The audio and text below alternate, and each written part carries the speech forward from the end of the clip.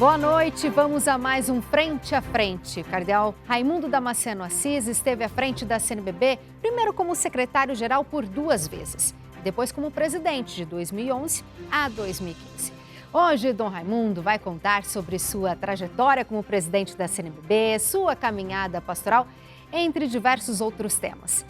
Seja muito bem-vindo. Muito obrigado, é um prazer estar aqui na Rede Vida para participar desse programa e quero também saudar aqueles que estão nos acompanhando com o meu boa noite e um abraço. Participa também do programa a jornalista Rosana Carvalho. Muito boa noite, Rosana. Boa noite, Ana. Boa noite, Dom Raimundo. E boa noite a todos vocês que acompanham o Frente a Frente aqui pela Rede Vida.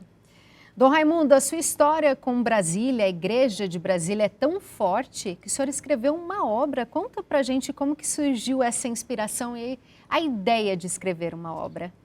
É uma obra limitada, né, porque ela se limita a um determinado tempo, né? Meu texto sobre Brasília, esse primeiro volume, a Igreja Católica em Brasília nos seus primórdios, compreende o período de 57 a 70, portanto, aí mais ou menos 15 anos, e eu pretendo fazer o segundo volume para encerrar o período do primeiro arcebispo de Brasília, Dom José Nildo, que terminou seu mandato em 84, de modo que de 70 a 84 ainda tem esse espaço para eu poder realmente narrar um pouco a minha experiência também desse período, né, de 14 anos depois desse texto que eu fiz agora e que está publicado e já divulgado. Como que as pessoas podem encontrar o livro do senhor? Chama Igreja Católica em Brasília em seus primórdios. Esse volume sobre Brasília, esse primeiro volume, foi editado pela CNBB, Edições CNBB. De modo que se pode encontrar pedindo, né, na CNBB, na livraria, nas edições CNBB, o livro, ou então encontra-se também alguma livraria, às vezes é possível encontrar livrarias católicas, né? Às vezes a Paulos, Paulinas, mas mais seguramente nas edições CNBB. Para entrevistá-lo, fui fazer minha pesquisa, meu dever de casa. E me chamou a atenção saber que o senhor foi o primeiro seminarista de Brasília. Conta como que isso aconteceu, como que foi essa experiência, quais foram os maiores desafios deste momento? Foi algo, para mim, também inesperado, uma surpresa total, né? Aconteceu em 1960, por ocasião do Congresso Eucarístico Nacional em Curitiba. Aconteceu o Congresso e também a Assembleia dos Bispos. E logo depois da inauguração da capital, né? A inauguração foi em 21 de abril de 1960 e em maio de 60 se realizou esse congresso em Curitiba, o Congresso Eucarístico Nacional e a Assembleia dos Bispos. E o primeiro arcebispo de Brasília, Dom José Nildo, participou, evidentemente, do Congresso e da Assembleia.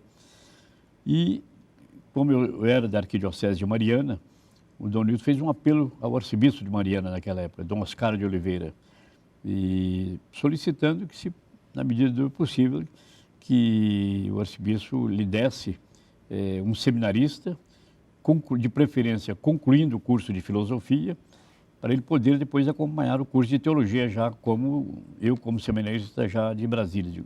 Claro que o Dom Nildo o Dom Oscar, ao prometer a ele um seminarista, não pensou em mim, evidentemente.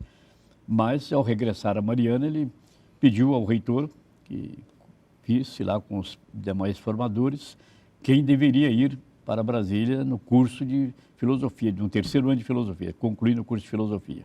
Eu estava concluindo justamente em 1960.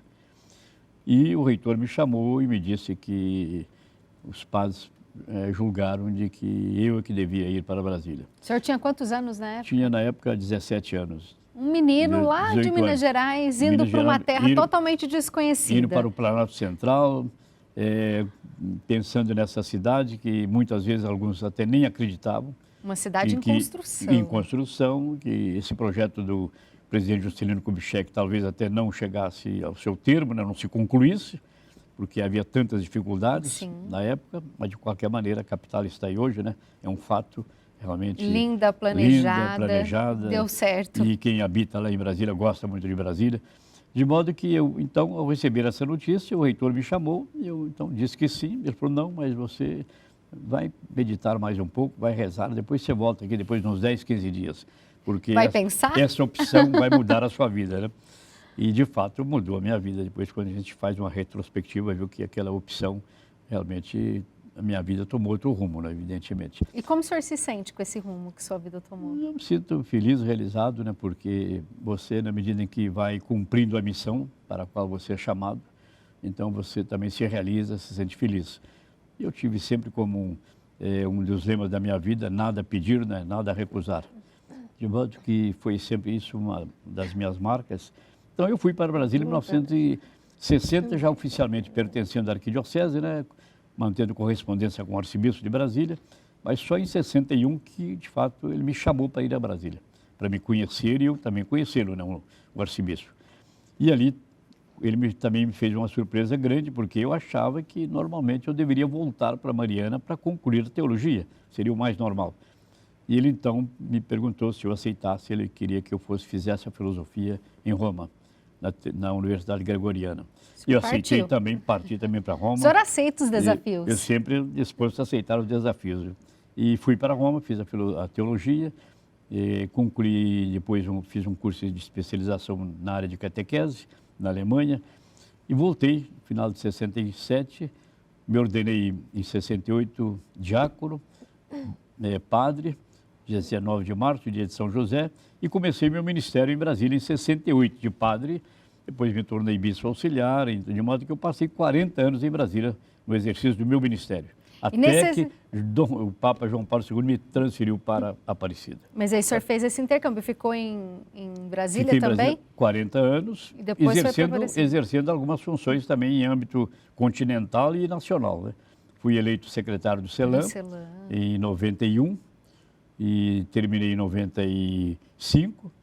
Regressei ao Brasil, aí fui eleito secretário da CNBB por 2 mandatos, como você fez referência no início. E depois de terminado o meu segundo mandato de secretário-geral, o Papa João Paulo II me transferiu para Aparecida, como arcebispo de Aparecida em 2004. Eu acho que o senhor tem tanta história que mais um livro não vai dar. O senhor vai ter que escrever mais obras. Muita história, é verdade. E aí, em Aparecida, desde 2004 até 2017. Fiquei 13 anos em Aparecida. E agora estou em Brasília novamente. Agora está em Brasília novamente. Sim. A gente vai aproveitar e chamar a Rosana para o nosso bate-papo, porque ela tem pergunta também para o senhor. Pois não. Sim, nós vamos chamar agora a jornalista Andréa Bonatelli. Boa noite, Dom Raimundo. O senhor que sempre acompanhou de perto a evolução da Arquidiocese de Brasília, o que pode nos dizer sobre as vocações naquela região? Inclusive de lá já saíram alguns bispos, como Dom Marconi e recentemente Dom Carlos Henrique e Dom Vicente. Saíram vários bispos ultimamente, né, da nossa arquidiocese de Brasília. Há um número suficiente de vocações. Nós temos o seminário maior e o propedêutico. Inclusive, eu sou um dos fundadores do seminário maior. Foi fundado em 1976, juntamente com 2 padres vindos de fora, os padres sulpicianos, um colombiano e um canadense. Comigo, nós 3 fundamos o Seminário Maior em 76 e tem produzido muitos frutos. Tivemos aí vários bispos, eu diria que eu, claro, em primeiro lugar, porque saí realmente do clero da Arquidiocese de Brasília. Como seminarista, eu estava encardinado na Arquidiocese de Brasília. Depois nós tivemos também Dom Jesus, foi auxiliar, depois bispo de Oliveira, faleceu com 2 anos de episcopado em Oliveira, Minas Gerais. Ele veio de Diamantina, bem mais tarde, mas também acabou se encardinando em Brasília, e podemos dizer que é do clero de Brasília. Depois veio Dom Marconi também, que é o arcebispo do Ordinariato Militar. Tivemos Dom Júlio, auxiliar de Belo Horizonte. Temos aí agora o Dom Carlos, que foi para Tocantinópolis, do clero também de Brasília. E tivemos também o Dom Vicente, também do clero de Brasília. Então, vários bispos têm saído do nosso presbitério, graças a Deus. Então, é uma arquidiocese de vocações. De vocações, sem dúvida. 40 anos, o senhor participando dessa história. Como que é ter uma presença tão firme e viva na história de uma igreja, de uma arquidiocese, de uma cidade, como o senhor tem com Brasília? Realmente a gente se sentia ali como um missionário, digamos assim, uma missão de começar, né, de implantar, vamos dizer assim, a igreja em Brasília e de consolidá-la, de certo modo. E que continua crescendo, evidentemente. Quando eu cheguei em Brasília, eram 9 paróquias. Portanto, uma cidade mais ou menos com 110 mil habitantes. Hoje Brasília tem 3 milhões, mais de 3 milhões, né? O Distrito Federal, e com mais de 160 paróquias. Começamos com menos de 11, mas no final até 60. Quando se inaugurou a nova arquidiocese, né, de Brasília, então nós tínhamos já 11 paróquias. Depois, é claro, essas paróquias foram se multiplicando. E o que o senhor dá a este aumento? De tantas Esse aumento paróquias... se dá, em parte, pelas vocações que nós temos, né? Então, há um número suficiente de sacerdotes que estão em condições de, digamos, de assumir paróquias, de atender o povo de Brasília, que hoje são mais de 3 milhões, né, de habitantes.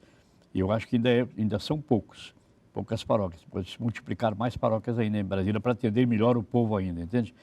Mas, graças a Deus, temos um seminário com muitos alunos. Todos os anos temos ordenações de diácono e de sacerdotes para o Ministério Presbiteral, de modo que é uma terra que tem dado vocações, inclusive a própria arquidiocese muitas vezes ajuda também outras dioceses da Igreja do Brasil, né, sobretudo no norte, né? Muitas vezes o arcebispo é solicitado a mandar alguma ajuda, ele manda sempre algum padre, sempre um intercâmbio também nesse sentido. Para poder cumprir sua missão pastoral em outra região do Brasil. Claro, então eu fui para lá, era uma missão realmente, né? Ali Brasília estava em obras, né? Havia tratores por toda parte, numa cidade em construção. Como que era aquela Brasília?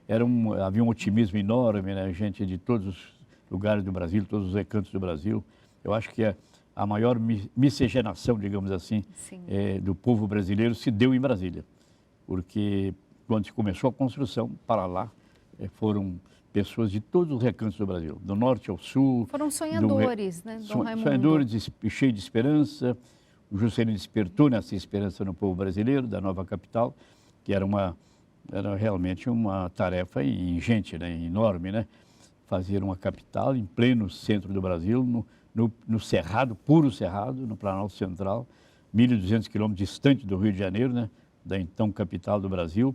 Os primeiros materiais transportados de avião para Brasília, não havia estrada que ligava diretamente o Rio, os grandes centros, né, àquele local, de modo que foi uma epopeia realmente extraordinária e todo mundo muito entusiasmado com a construção de Brasília, porque era uma epopeia realmente. Poucos países na história conseguem transferir sua capital, digamos, de onde está, né, para um outro lugar, sobretudo distante, né, como é o caso de Brasília. O senhor participou dessa, de toda essa história. Verdadeira epopeia, realmente, entende? Você recebia trator, poeira. Aliás, a lembrancinha que se dava, quem ia a Brasília naquela época, era uma garrafinha de poeira. Lembrança de poeira de Brasília, era a lembrancinha que cada um levava de Brasília.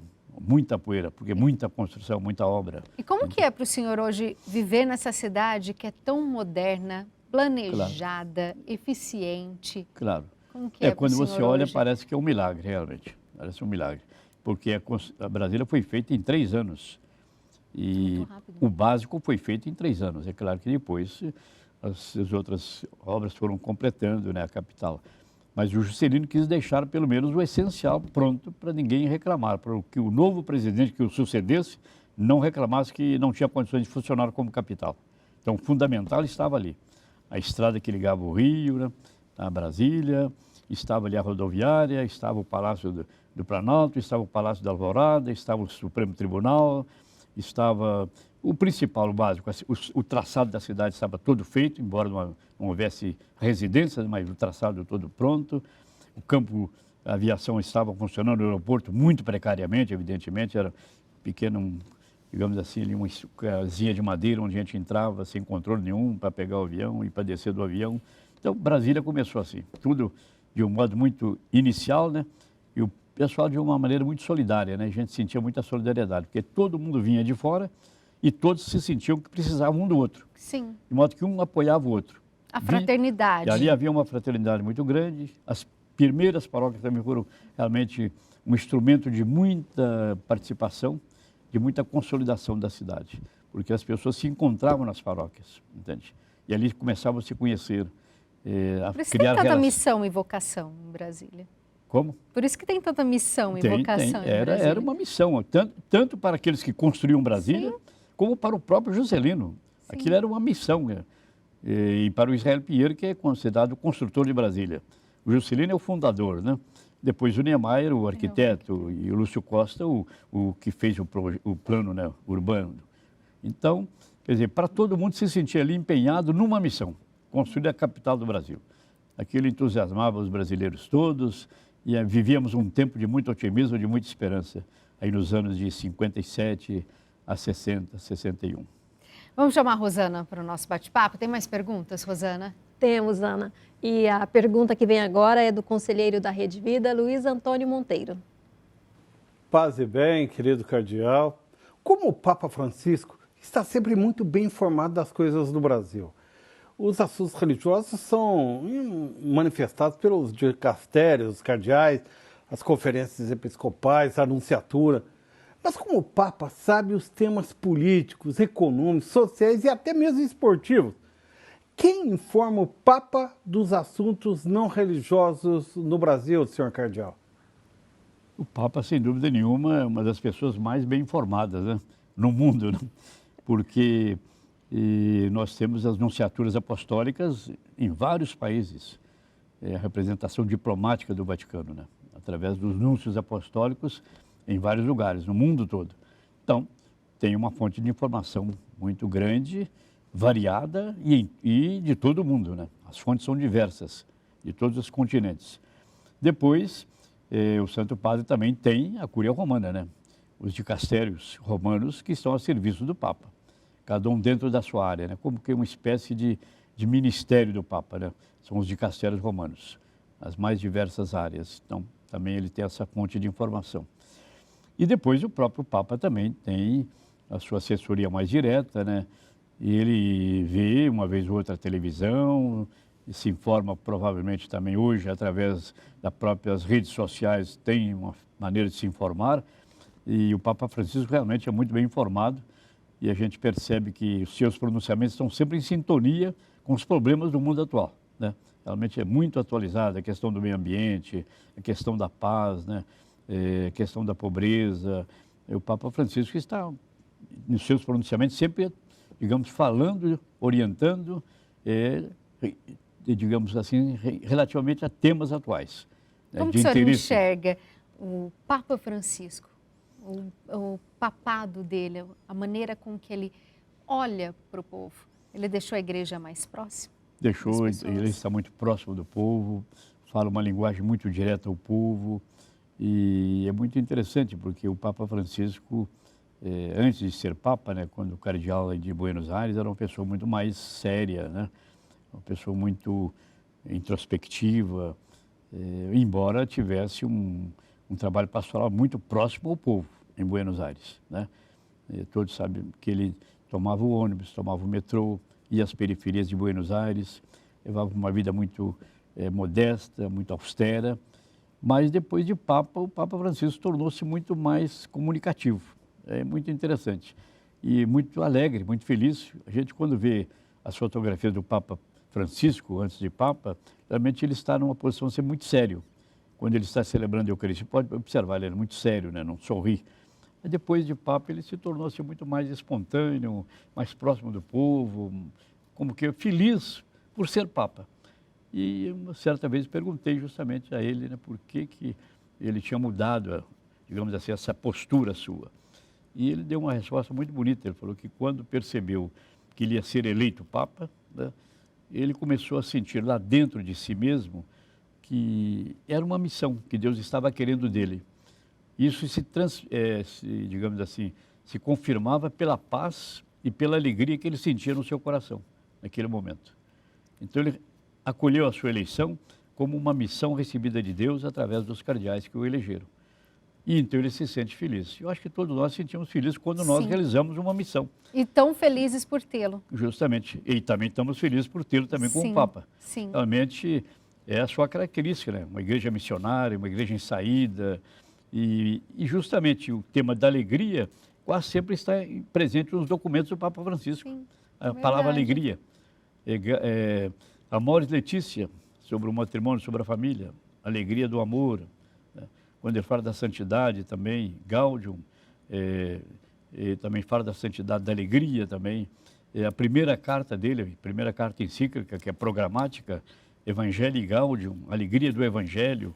Então, o tema alegria está muito presente na vida do Papa Francisco, no seu magistério, esse tema alegria. E é uma alegria o senhor ter compartilhado essa conversa do Papa Francisco com a gente, com quem está assistindo a gente. Obrigada, viu? Por nada. E com essa palavra do Dom Raimundo sobre o Papa Francisco, a gente vai para um breve intervalo, mas volta já já. Não sai daí. E voltamos com Frente a Frente, hoje recebendo a figura do cardeal Raimundo Damasceno Assis. Dom Raimundo, infelizmente o Brasil está vivendo um momento de muita dor, principalmente a região sul. A gente acompanha diariamente o que eles estão vivendo e a solidariedade do povo brasileiro comove e dá esperança. Mas para aquelas pessoas que perderam tudo, como manter a fé e a esperança? Primeiramente, eu quero me solidarizar, né, com todo o povo gaúcho por esse momento doloroso, né, pelo qual estão passando, né, os gaúchos, e de um modo especial com as famílias que perderam, né, alguns de seus membros, e alguns que ainda nem sequer foram encontrados, estão desaparecidos. E além das vidas, né, que foram perdidas nesse momento muito doloroso, o que nos causa mais dor ainda, é também a destruição das casas, das cidades, né, de tantas instalações, digamos assim, que naquelas cidades por onde passou essa grande enchente, entende? Então, realmente, um momento muito doloroso, sem dúvida nenhuma. Mas é o momento da gente também não perder a fé. Deus está sempre presente na nossa vida e a fé é o que sobra. A fé e a esperança. A fé e a esperança em Deus, né? Não podemos perder, porque Deus permite que certos acontecimentos aconteçam, né? Ocorram, muitas vezes até em parte, quem sabe, por nós mesmos, né? Porque somos livres, podemos agir, podemos atuar, mas de qualquer maneira esse acontecimento tem despertado, por outro lado, um grande mutirão, digamos assim, de solidariedade de todo o povo brasileiro. Realmente é maravilhoso ver, né, carretas chegando, comunidades se organizando para arrecadar, seja roupa, seja medicamentos, seja recursos financeiros, comunidades, instituições, o próprio governo, evidentemente, em todos os níveis, né, federal, estadual, municipal, todos empenhados realmente em levar ajuda ao Rio Grande do Sul para aquelas pessoas desse momento que estão carentes de tudo praticamente. Sim. Quase tudo foi destruído, né, pelas enchentes naquela região ali de Porto Alegre e nas cidades vizinhas. E ao mesmo tempo se organizando para, digamos assim, formar um projeto, né, de reconstrução das cidades. Muitas cidades foram desfeitas, desfeitas completamente. Reerguidas. Claro, e as pessoas não têm nada mais com que começar a vida novamente. Então precisa realmente da solidariedade, da contribuição. É muito sofrimento. Como que a fé, a devoção a Maria, a figura de Maria, essa devoção mariana que o senhor tem tão forte, trabalha nisso, divulga a devoção mariana aos 4 cantos. Como que é importante a gente se apegar à figura de Maria no momento de tanta pegar a dor? Maria, que é nossa mãe, né? A mãe nunca abandona os filhos, está sempre ao nosso lado. E o próprio Deus também, que é o nosso Pai, né? Está sempre ao nosso lado também. De modo que a fé, a esperança, a confiança em Deus é que nos dá força para enfrentar essa situação tão difícil e, ao mesmo tempo, olhar para o futuro com esperança de que é possível reconstruir, né, as cidades que foram destruídas, as famílias têm possibilidade de recomeçar a sua vida novamente, né, com confiança em Deus, com a colaboração, a solidariedade de todos. Tenho certeza de que isso vai ser vencido, vai ser superado, digamos, nesse momento doloroso, difícil para o povo gaúcho, mas que com a colaboração de todos os brasileiros, né, todos nesse momento somos, de certo modo, gaúchos, né? Sim. E unido aos poderes, né, federais, estaduais e municipais, para poder juntos contribuirmos para que essa situação seja superada e as famílias possam voltar, digamos assim, a viver em paz, né, reconstruir a sua vida com o seu trabalho e com a colaboração de todos. Eles merecem, eles precisam. Sim. E do lado de cá, a gente fica na ajuda, fica nas orações e jamais espalhar fake news, porque fake news só atrapalha, só prejudica. E o que aquele povo precisa, tanto precisa, é de acolhida, é de força, é de carinho e é de oração. Precisamos de diálogo, de entendimento para juntos reconstruir, digamos assim, tudo aquilo que foi perdido, né, ali em volta de Porto Alegre, nas redondezas todas e em outras partes do estado, para que juntos então podemos reerguer novamente aquelas cidades, dar esperança àquelas famílias para que eles possam voltar à sua vida normal como tinham antes, né? Sim. E pedindo a Deus que agora para o futuro a gente seja mais precavido, né? Que os governos, as autoridades sejam mais precavidas para planejar justamente a reconstrução, evitando novas tragédias para o futuro. Que a gente possa ouvir o Papa e seguir os conselhos dele, cuidar da nossa casa comum. Cuidar da nossa casa comum, sem dúvida nenhuma. Não estamos cuidando dela direito. Perfeito, é verdade. Rosana, você tem perguntas para a gente? Temos. A gente vai chamar agora então a Vera Guimarães. Boa noite. Eu gostaria de saber qual oração que eu poderia fazer além do terço para me dar uma paz interior, porque eu estou com meu filho. Ele é veterinário, ele está lá em Rio Grande do Sul, com mais 3 amigas, em linha de frente, cuidando de mais de 1.500 cachorros no abrigo.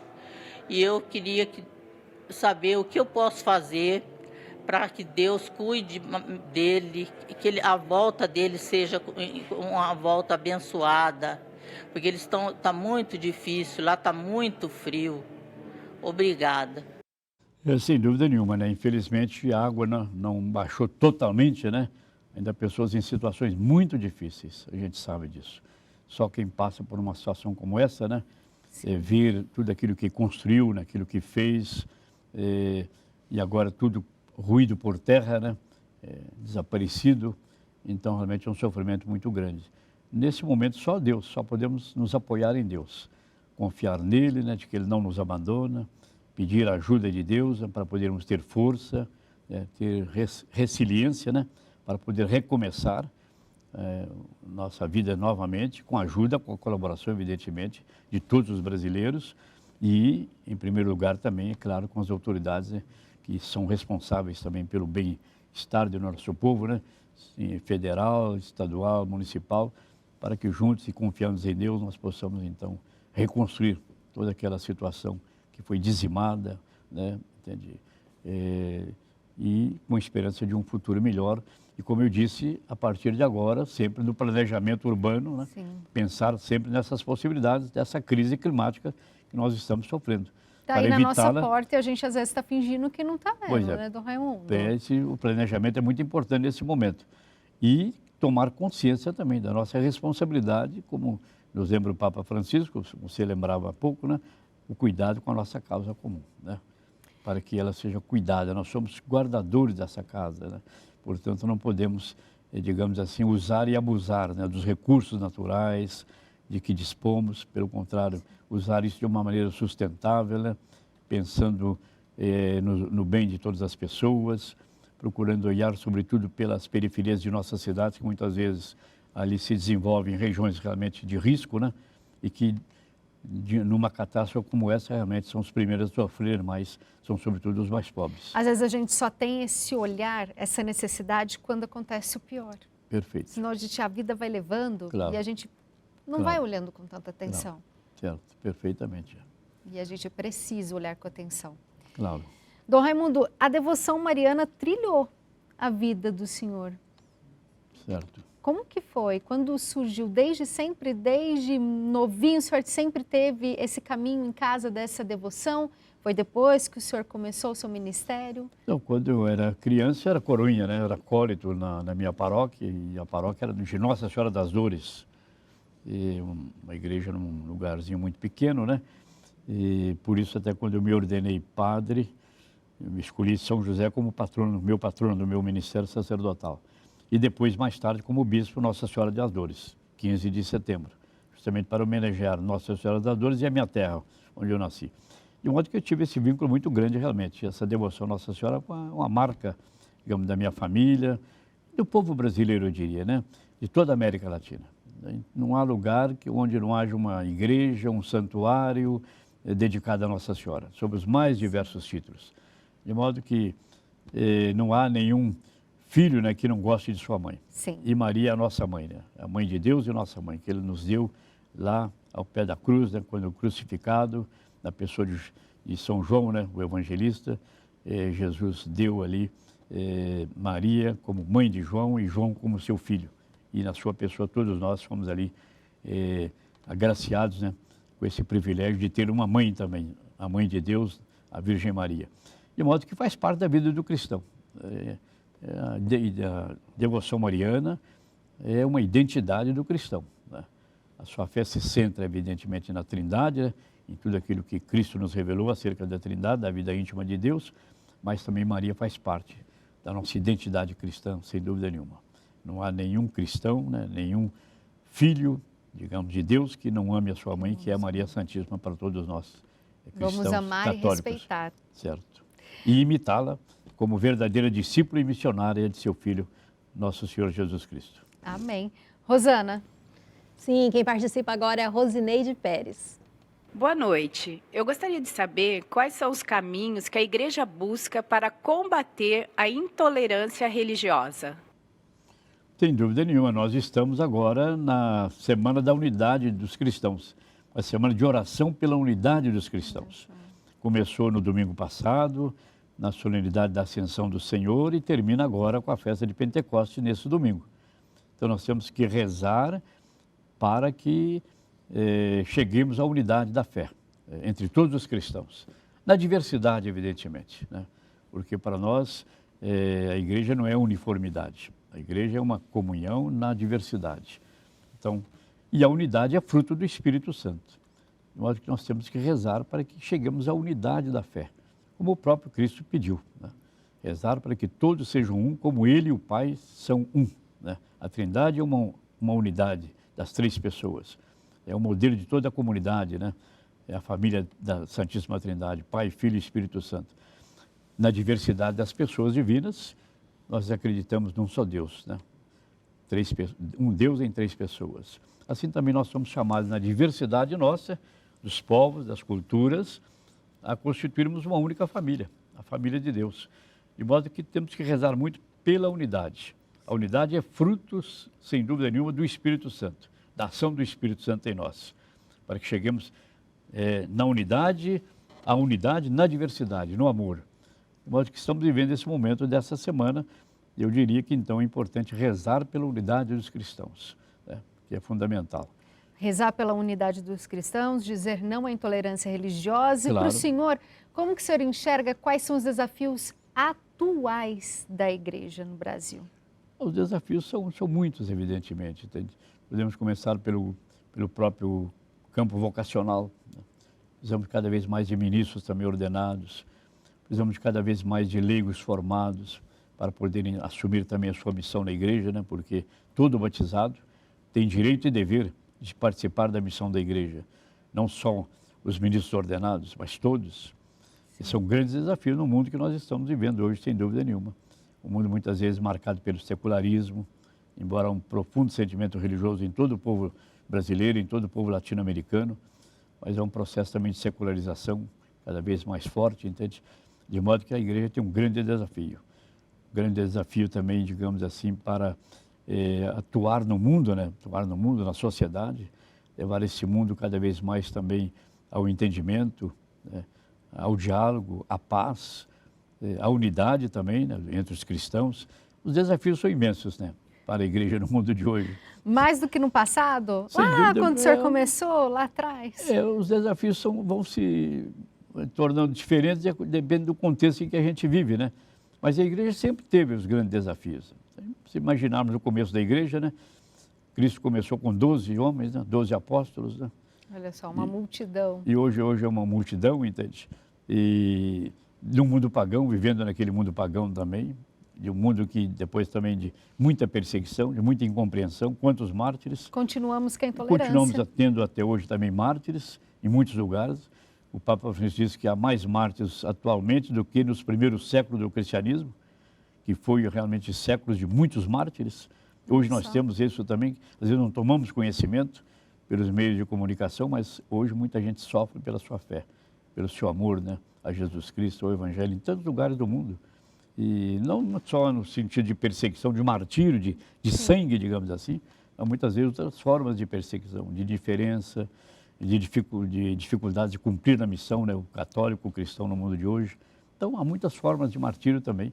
E aquele que dá a sua vida diariamente, pelo Evangelho, pela sua fé, no dia a dia, com sofrimentos, em meio a tantas dificuldades, são verdadeiros mártires, digamos assim, no sentido autêntico da palavra, isto é, testemunhas da sua fé no mundo de hoje. A gente tem que persistir. Persistir, claro, perseverar com a graça de Deus. E com essa mensagem de perseverarmos sempre com a graça de Deus, nós vamos para um breve intervalo, mas voltamos daqui a pouquinho com o cardeal Raimundo Damasceno Assis. E voltamos com Frente a Frente, hoje com o cardeal Raimundo Damasceno Assis. E eu já volto para a Rosana, que tem perguntas. Rosana? Temos. É a jornalista Luciana Martins que participa agora. Olá, Dom Raimundo. Quais as principais diferenças dos papas João Paulo II, Bento XVI e Francisco, em sua opinião? Muito obrigada. Pois não, eu que agradeço a pergunta. E, claro, cada papa é diferente um do outro, né? Nós não somos cópias uns dos outros, né? Cada pessoa é única. Cada pessoa é única, chamada por Deus individualmente, né? Deus não cria nós, as pessoas em massa, né? Mas, ao contrário, Ele chama cada um por seu nome e como projeto, digamos, o seu amor para cada pessoa, né? E, então, os papas também são diferentes uns dos outros. Depende de cada um, né? Da sua origem, da sua formação, da sua cultura, em que mundo ele viveu. Nós temos aí esses últimos papas, todos muito grandes, todos importantes, né? Grandes papas, santos, né? Sem dúvida nenhuma.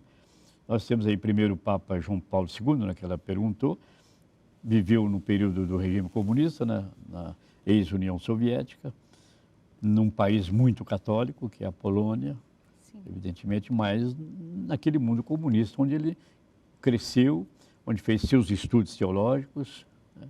E só depois entrou em contato com, digamos, com o nosso mundo, né? Esse mundo mais ocidental, depois que ele se formou, né? Foi estudar em Roma, fazer o seu doutorado, e então tem toda uma tradição própria daquele mundo, daquela sua época, né? Do mundo eslavo, né? Num regime comunista, onde ele nasceu, cresceu e viveu praticamente. Teve, claro, com ele também, ele foi um dos causadores, sem dúvida nenhuma, da queda do Muro de Berlim, que é o símbolo da queda, né? Da ex-União Soviética, né? Muita do regime comunista. Ele passou por muita certo. resistência. Um grande homem, né? Sobretudo dotado de um grande poder de comunicação. Ele tinha muitas qualidades, né? O Papa João Paulo II. Foi um ator, né? Também de teatro, poeta, escritor, né? E aquela pessoa que tinha, digamos, uma capacidade muito grande de se comunicar com as grandes massas. Por isso foi o Papa também que mais viajou, né? Foi o verdadeiro São Paulo dos nossos tempos, e onde ele ia, ele juntava multidões, né? Carregava multidões e realmente tinha um poder muito grande de comunicação. Sabia usar a comunicação com as grandes massas, entende? E interagia com a massa, com aquelas grandes multidões. Tive testemunho isso em vários lugares, inclusive em Cuba, por exemplo, quando eu estive acompanhando ele na viagem a Cuba. Então era impressionante a última missa, né, na Praça da Revolução em Havana, aquela multidão naquela praça, num silêncio total. Você podia quase que ouvir uma mosca voar. Todo mundo atento ao Papa João Paulo II, porque ele se comunicava bem, né, entendeu? E a personalidade dele era uma personalidade muito forte. E ali um silêncio total ouvindo o Papa. Ele deu aquela mensagem muito bonita, aquela frase que se tornou, digamos assim, manchete, né, nos diversos meios de comunicação. A Cuba tem que se abrir para o mundo e o mundo tem que se abrir para Cuba. Entende? Essa grande mensagem que ele deu, muito grande. E aqui no Brasil também, todas as vezes que ele esteve no Brasil, arrastou grandes multidões. E todo mundo sempre ouvia ali com muita atenção a mensagem do Papa João Paulo II. Um santo sem dúvida nenhuma, né? Como diziam em Roma, né? No tempo do Papa João Paulo II, as pessoas iam a Roma para ver o João Paulo II, tal era a sua personalidade. Já com o Papa Bento XVI, já é outro mundo em que ele viveu, cresceu, se educou, mundo alemão, germânico, muito disciplinado, mais introvertido, mais reflexivo, muito organizado, né? Um grande teólogo, sem dúvida nenhuma.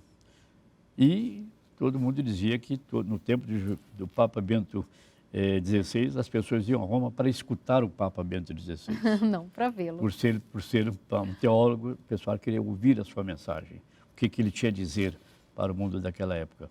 também um grande santo, muito mais tímido, mais introspectivo, mas muito simples, muito afável, né? Uma personalidade extraordinária também, embora com aquela sua timidez, com aquela sua, digamos assim, introspecção, né?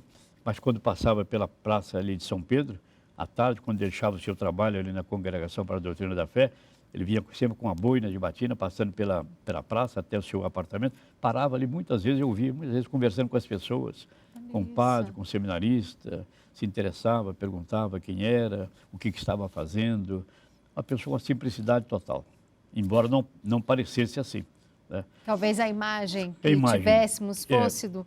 É isso claro, que o senhor por ser- falou, mais contido, Claro, da mais personalidade, contido. mais tímido, Certo. mas um grande líder. E sobretudo porque foi também prefeito, né, para a Doutrina da Fé, então tido como aquele que teria que conservar a doutrina, sempre aí acompanhando os teólogos, com a imagem que se era um censor, né, dos teólogos, não era nada disso, entende?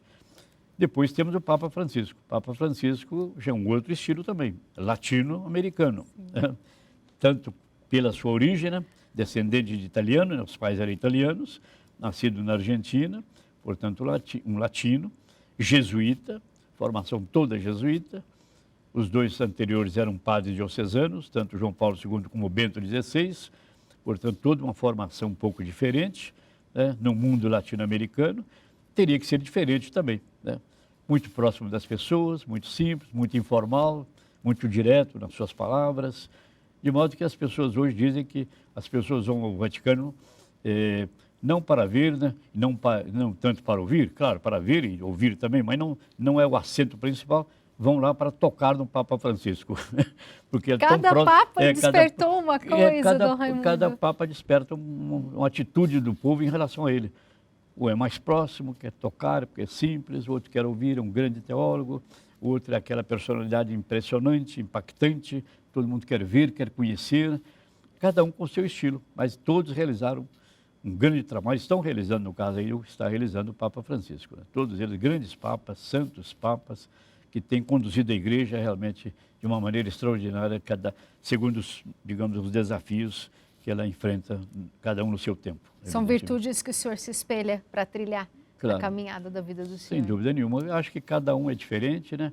E os desafios também são diferentes em cada época, em cada momento. O importante é estar atento para interpretar o que Deus quer, através dos acontecimentos, dos sinais dos tempos, para poder agir e atuar de acordo com as necessidades do momento, que a igreja precisa no cumprimento da sua missão. Isso mesmo. Rosana? Sim, Ana, vamos agora então à participação da Gerdaliane. Boa noite, meu nome é Gerdaliane. Estamos no mês de maio, o mês de Maria. Gostaria de saber como cultivar uma relação de filho com a Virgem Maria. É importante, nós somos filhos, né? E Maria, nossa mãe. Eu acho que nós temos que cultivar justamente procurando imitar Maria, né? Maria, o grande título de Maria é o título de Mãe de Deus. Ela é a Mãe de Deus, né? Esse é o grande título. E é o título que toca muito mais ao nosso coração. É Mãe de Deus, mas é também nossa mãe. Nada toca tanto o filho como o amor de mãe, né? A certeza de que a mãe nos ama, nos quer bem. E Maria é um modelo para todo cristão, porque ela é mãe, mas não é só mãe, ela é também discípula de Jesus. Procurou em tudo viver essa vocação que Deus lhe deu, né, de ser a mãe do Filho de Deus, mas procurando sempre crescer na fé. À medida que o tempo ia passando, Maria ia como que crescendo na fé em tudo aquilo que dizia respeito ao seu filho. Era um mistério também, ela não conhecia tudo por antecedência. Ela foi vendo se desdobrar a vida de Cristo, né? Passo a passo, entende? Nascimento, a visita ao templo, profecia de Simeão, fuga para o Egito, a vida pública de Jesus, o momento do Calvário, tudo aquilo eram crescimentos para Maria. Ela ia compreendendo o que Deus queria realmente do seu filho e também qual era o papel seu, né, como mãe de Deus, exercer no projeto de Deus, entende? E depois também missionária. Maria nos deu Jesus. Ela não guardou Jesus para si. Ela nos deu Jesus como nosso Salvador, como Filho de Deus. Eu acho que, olhando para Maria, né, contemplando o papel de Maria na história da salvação, lendo o Evangelho, nós também vamos aprendendo como nós devemos viver como ela viveu, amar como ela amou, né? Viver como ela viveu, nos tornando cada vez mais semelhantes ao seu Filho, Jesus Cristo, discípulo e missionário no mundo de hoje, a exemplo de Maria. Porque a melhor maneira de venerar os santos é imitar as suas virtudes. A melhor maneira de nós amarmos Maria como filhos seus é imitá-la nas suas virtudes. Como dizia o Papa Bento XVI lá em Aparecida, devemos permanecer na escola de Maria. Devemos ser também discípulos de Jesus, mas também discípulos de Maria para aprender como nos tornar verdadeiros, cada vez mais verdadeiros discípulos e missionários de seu Filho no mundo de hoje. É o conselho que eu daria. Olhar Maria, contemplar Maria na sua vida, né, de Nazaré, na sua vida pública com Jesus, na sua vida no Calvário até o fim, e daí, então, aprendermos também a amá-la, imitar suas virtudes, porque no fundo ela quer nos levar a quê? A nos conformarmos cada vez mais ao seu Filho, Jesus Cristo. É isso mesmo, Rosana. Sim. Cardeal, domingo, dia 19, o senhor participa aqui em São José do Rio Preto do Dia Nacional do Congregado Mariano. Qual mensagem o senhor traz para esse encontro? Bom, trazer justamente essa mensagem para os congregados marianos, de que eles, como congregados, devem sempre atuar também no mundo de hoje, em comunhão com a igreja e tornando-se verdadeiros apóstolos do mundo de hoje, porque é uma associação de fiéis leigos, né, os congregados marianos, mulheres e homens, entende? E também temos os congregados marianos mirins, são as crianças. E a congregação está presente no Brasil, em quase todo o Brasil, entende? É uma associação antiquíssima, né? De fundação do tempo dos jesuítas ainda, entende? De modo que aqui há uma presença, estamos celebrando 90 anos da Federação das Congregações Marianas da Diocese de São José do Rio Preto, de modo que eles atuam, cada um também, no seu ambiente, no seu trabalho, na sua família, em comunhão com a igreja, tendo como modelo realmente Nossa Senhora. Como eu dizia, Nossa Senhora é mãe, mas ela é também discípula, ela é também missionária. E o congregado é chamado a ser missionário como leigo no mundo de hoje, a dar testemunho do Evangelho, dentro desse carisma, né, que é justamente a devoção à Nossa Senhora, a devoção a Maria.